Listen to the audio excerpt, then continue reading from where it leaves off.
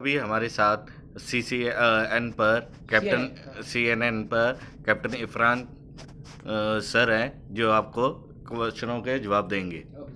Sir what is IQ and EQ?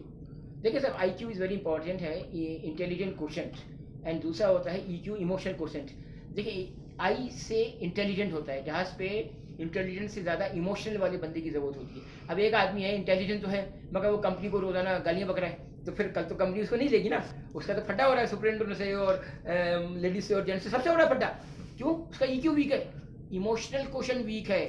Intelligent तो है वो, उनसे ज़्यादा है, मगर वो है, उसको ये चाहिए कि कंपनी से जब बात करे तो ज़रा तरीके से करे और ज़्यादा कंपनी की ना पेले, क्योंकि जैसे ही वो कंपनी की पेलेगा तो वो EQ में वो डाउन हो जाएगा। कंपनी वाले तो अपनी ईगो तो है, तो होता ही उनको। तो इसलिए IQ, EQ, SQ, AQ, ये चार चीज़ें होती हैं। इंटेलिजेंस से ज़्यादा EQ, emotional question.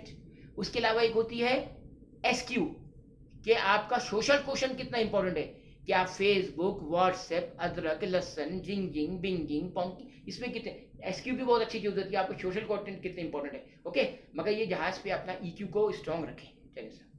Sir, what about this regarding shipboard checklist? देखिए, शिप बोर्ड पे चेकलिस्ट होती है, वो ISM की चेकलिस्ट है और हमको उसको फॉलो करना चाहिए। ISM जो आपको पता है, international safety management code for the safety of the ship and for the prevention of pollution. या IMO का रिजोल्यूशन है 741/1819 से। मगर मैं आपको ये बोल रहा था कि इस पर चेकलिस्ट में खाली टिक टिक नहीं करना है, आपको इसको फॉलो करना है और प्रैक्टिकली इसको इम्प्लीमेंट करना है। Next question. Sir, challenges faced by pilot, captain, engineers.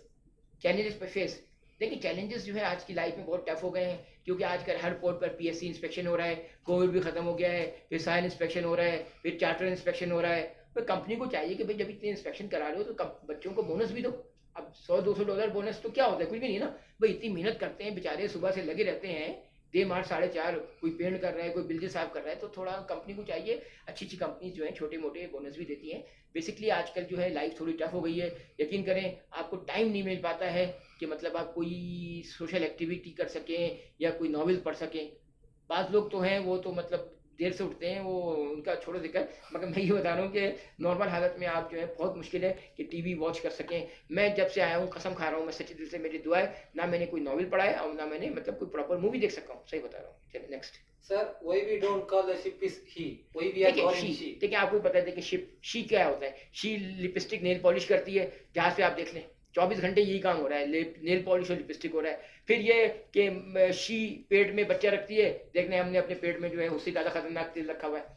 फिर ये शी इसलिए है कि हम समंदर में बॉयज़ की तरफ अट्रैक्ट होते हैं, हम बॉयज़ की तरफ भागते हैं, गर्ल्स की तरफ नहीं भागते हैं, इसीलिए हम शी हैं। क्या शी कहलाता है, समझे? कैसा लगा आपको? अच्छा लगा? चलिए नेक्स्ट क्वेश्चन। एकदम। Sir, how to increase these cadets in shipping? Carats, cadets हो कैरेट्स, Cadets. कैरेट्स। देखिए, मैं आपको ये बताता हूँ कि पाकिस्तान के हिसाब से और इंडिया के हिसाब से थोड़ा डिफरेंट है। इंडिया में जॉब ज़्यादा है, पाकिस्तान में थोड़ी कम है।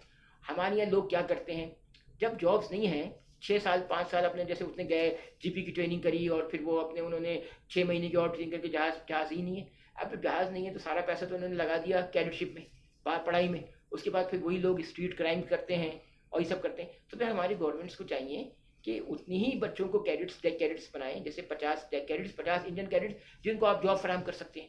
अगर आप जॉब फराहम नहीं कर सकते हैं तो क्या ज़रूरत है 500 डेक कैडेट और 500 इंडियन कैडेट लेने की? जॉब तो होंगी नहीं उसके बाद, तो ये सब फसाद होगा। ठीक है ना सब? चलें sir. Sir, what about this secret of success on ship? देखिए, सीक्रेट ऑफ सक्सेस में मैं आपको बताऊंगा कि देखिए, dedication like a way point and good goals. ठीक है sir? Always be horizon hard worker for the future. Always be think that I can do, I will do.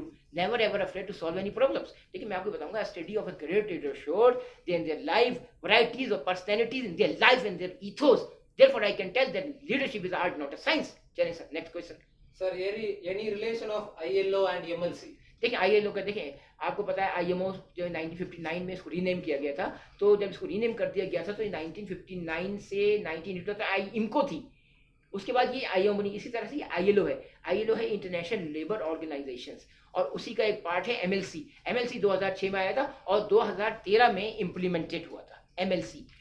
कुछ कंट्रीज उन्होंने रेक्टिफाई नहीं थे, सऊदी अरब वगैरह ये सब नहीं थे। बाद में फिर इन्होंने भी MLC को रेक्टिफाई किया था। मेरीटाइम लेबर कन्वेंशन है और ये आपकी सेफ्टी के लिए है।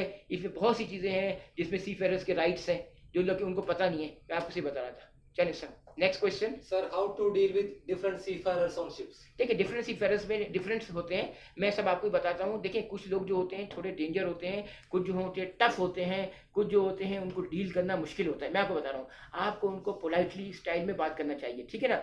देखिए हर आदमी का मेंटल लेवल एक नहीं होता है, हर आदमी जहाज पे अलग दिमाग का होता है, ठीक है ना। किसी को डील करना मुश्किल होता है, किसी को आसान होता है। तो एज ए सीनियर ये आपको समझ में आना चाहिए कि किसको आपको कैसे डील करना है सर। चलिए sir, thank you very much, thank you anticipation sir, bye sir. Thank